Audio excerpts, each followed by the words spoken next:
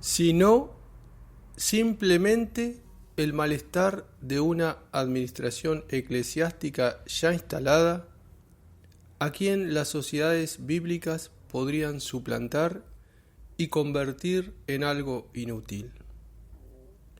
Ahora bien, ¿se podía acaso esperar de ellas una docilidad tan ejemplar como la de un clero establecido desde hacía siglos?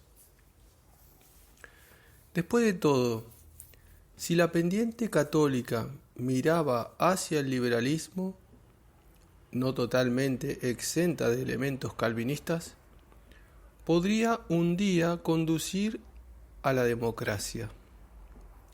Galitzin fue expulsado en 1824 y las sociedades bíblicas fueron disueltas.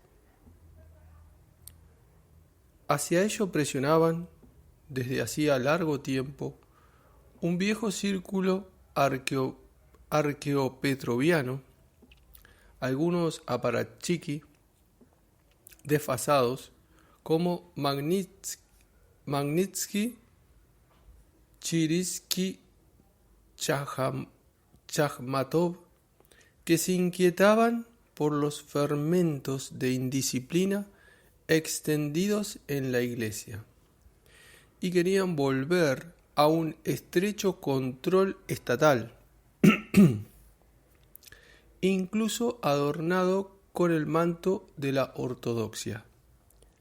A ellos se debe la caída de Galitzin.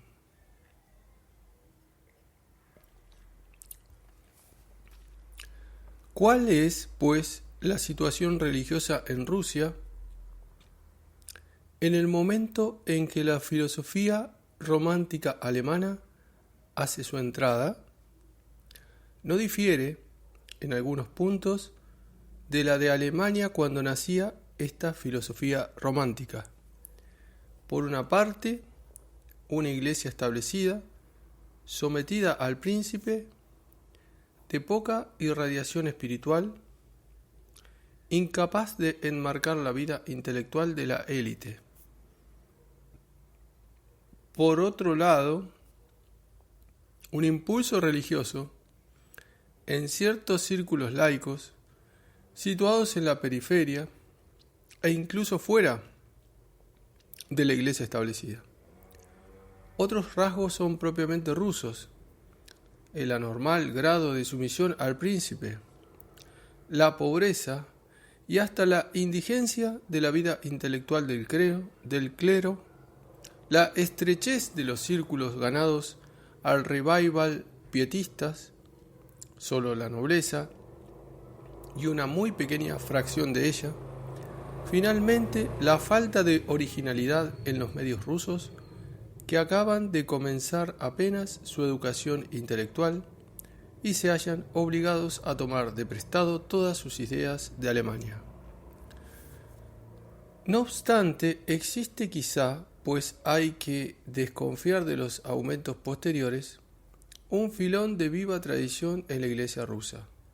Al final del siglo XVII, en Moldavia, en las fronteras del imperio, un monje atonita ucraniano, Paisi Belichovsky, tradujo la Filocalia del griego al eslavo.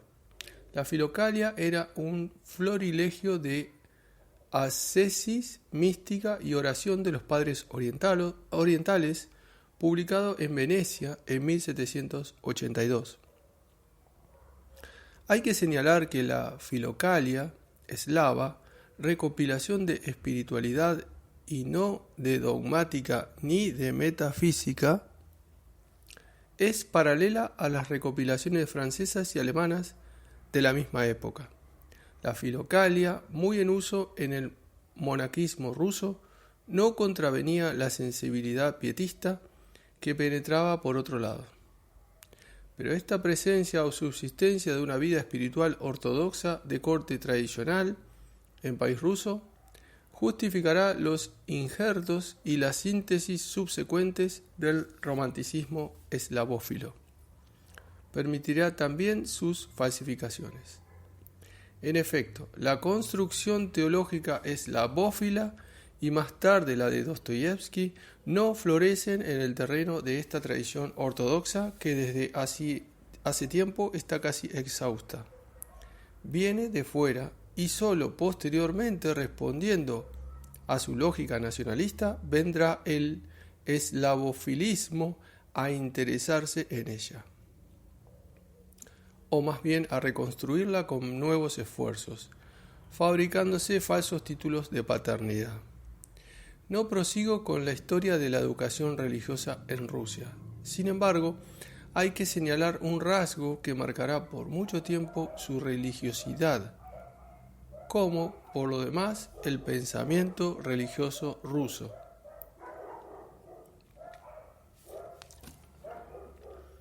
Se trata de un cierto desdén por las formas canónicas, por el derecho y un énfasis puesto sobre el sentimiento y la emoción. Todo lo cual no viene, evidentemente, de Bizancio. Basta entrar en una iglesia griega o serbia, incluso ucraniana.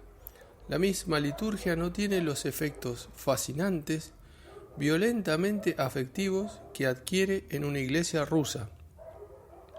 Viene de Alemania y más concretamente de la semi-reforma petroviana, una iglesia enteramente sometida al príncipe, avasallada, no siente la tentación de valorar aquello de que carece casi por completo, el derecho.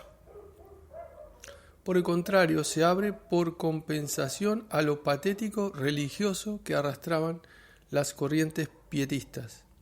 Este patetismo impregnó la inmutable liturgia de Crisóstomo, modificó el canto, dándole otra tonalidad, lo mismo que una obra clásica causa un efecto distinto en una nueva puesta en escena. Así la forma ortodoxa se llenó de un espíritu nuevo. Pero sería un error el mismo que cometieron los eslavófilos y sus descendientes atribuir a este espíritu moderno la antigüedad de la tradición.